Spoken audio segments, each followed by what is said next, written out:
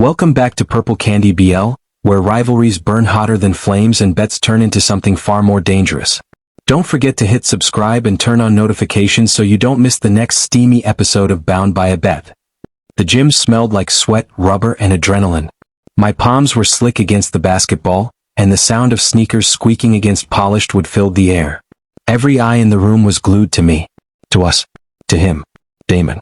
My arrogant rival since the day I first stepped onto this campus.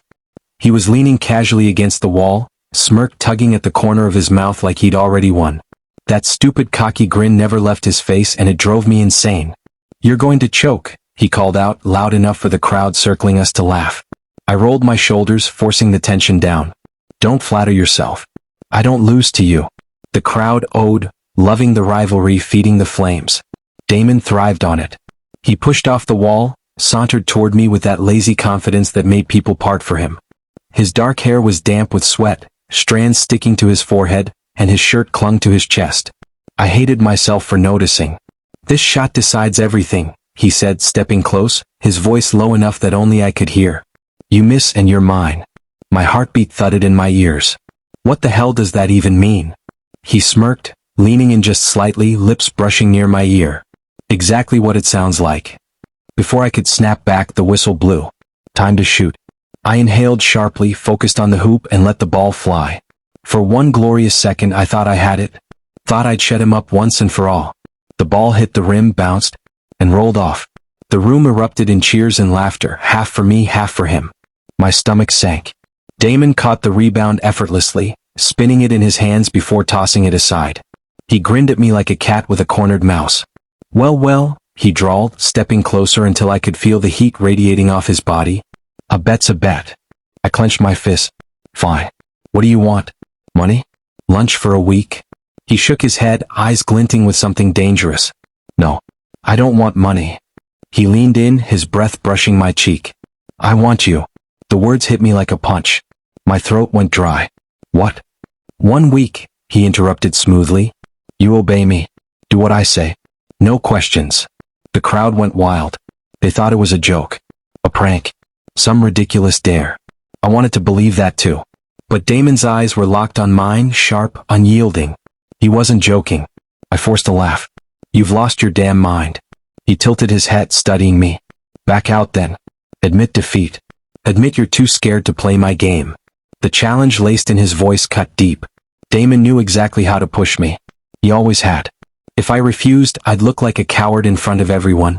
If I accepted, I'd be trapped. "Fine," I snapped. 1 week. "But don't think I'm your servant." "Oh, sweetheart," he murmured, voice dropping low, intimate, mocking. "You have no idea what you just signed up for." The crowd cheered again, sensing victory in the air. But all I could feel was the heat creeping up my neck, the awareness of how close he stood, the way his eyes lingered on my lips for a fraction too long before he stepped back, smirk firmly in place. The rest of the game blurred, friends clapping my shoulder, teasing me about the punishment. I brushed them off, jaw tight, but Damon's smug grin stayed burned in my mind. Later, when the gym emptied, I was stuffing my bag when I felt someone behind me. "Don't forget," Damon's voice came, smooth and commanding. "The deal starts tomorrow." I turned, ready to snap, but he was already leaning against the doorframe, arms crossed, watching me like a predator amused by its prey. "You're enjoying this too much," I muttered. He shrugged. "Of course I am. Watching you squirm will be the highlight of my week." He pushed off the wall, closing the distance between us in 3 slow steps. His height forced me to tilt my head up. And who knows? His eyes dipped to my mouth again, quick, subtle, but I caught it. "Maybe you'll enjoy it too." My breath hitched, but I covered it with a scoff. "In your dreams." He chuckled darkly. "Oh, trust me. I don't need to dream." Before I could reply, he brushed past me, his shoulder deliberately grazing mine, leaving my skin tingling. That night, I tossed and turned in bed, replaying the moment over and over. The way his voice dipped low, the way he leaned in, the way my stupid body reacted when he stood too close. It was infuriating. It was intoxicating. And it was only the beginning. The next morning, I thought maybe he'd forget. Maybe Damon just wanted to humiliate me in front of everyone and then move on. I was wrong. The second I stepped into the hallway, he was there, leaning casually against my locker like he owned it. Like he owned me. "Good morning, sweetheart," he purred, eyes gleaming with mischief. "Don't call me that," I snapped, shoving him aside to get to my books. He didn't budge much. In fact, he leaned closer, bracing one arm against the locker beside my head, effectively caging me in. His scent hit me, clean sweat, a hint of cologne, something warm and sharp that made my stomach flip. "Rule 1, he whispered. "No talking back."